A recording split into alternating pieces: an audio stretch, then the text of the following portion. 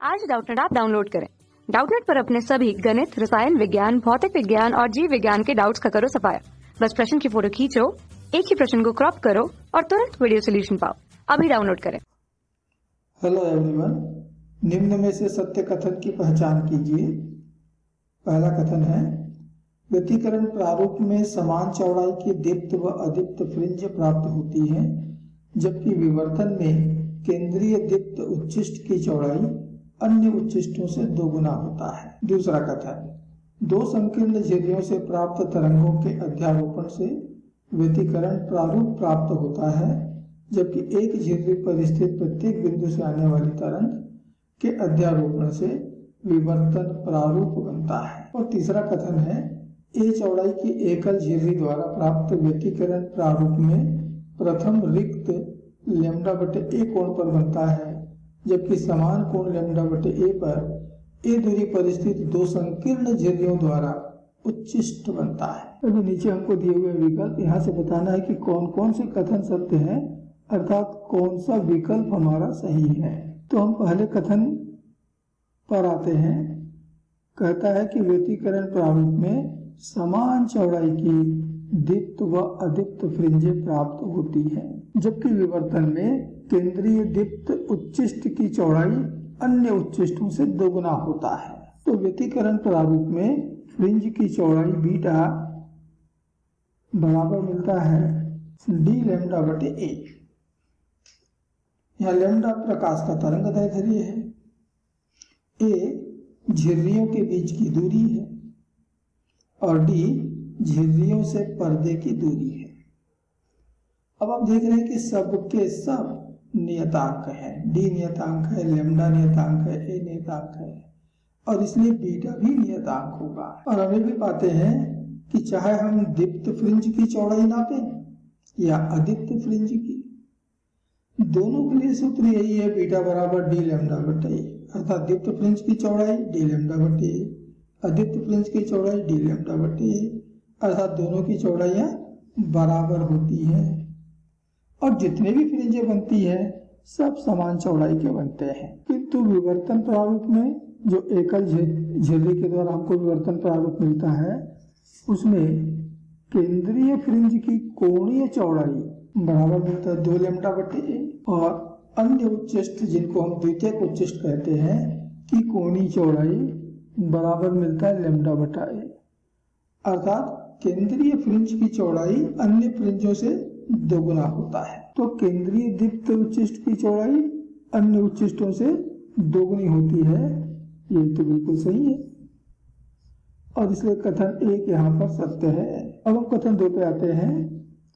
दो संकीर्ण झिर्रियों से प्राप्त तरंगों के अध्यारोपण से व्यतिकरण प्रारूप प्राप्त होता है। यंग का द्विझिर्री प्रयोग बिल्कुल यही तो है और इसलिए इस कथन का यहाँ तक का भाग बिल्कुल सही है, जबकि एक झिर्री पर स्थित प्रत्येक बिंदु से आने वाली तरंगों के अध्यारोपण से विवर्तन प्रारूप बनता है। एकल झिर्री से जो विवर्तन होता है, जिसको कि हम फ्राउनहोफर के वर्ग का विवर्तन कहते हैं, में यही तो होता है कि एक ही झिर्री के विभिन्न बिंदुओं से आने वाली तरंगें जब आपस में अध्यारोपित होती है तो हमको विवर्तन प्रारूप बनता है।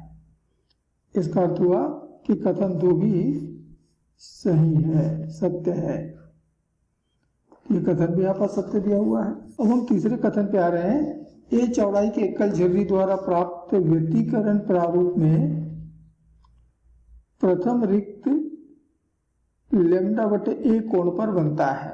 ये एकल झिर्री से विवर्तन है, यहाँ पर की झिर्री की चौड़ाई है मान लिया स्मॉल ए, पर्दा जो है वो डी दूरी पर है, ये आपका केंद्रीय उच्चिष्ट है और ये जो बिंदु पी है ये प्रथम रिक्त माने वहां पर कुछ भी नहीं है, अदीप्त है। इसकी कोणीय चौड़ाई यहाँ पर θ1 मान लिया गया है। ये जो कोण है ये θ1 कोण बना रहा है, तो θ1 बराबर मिलता है लैम्डा बटे ए।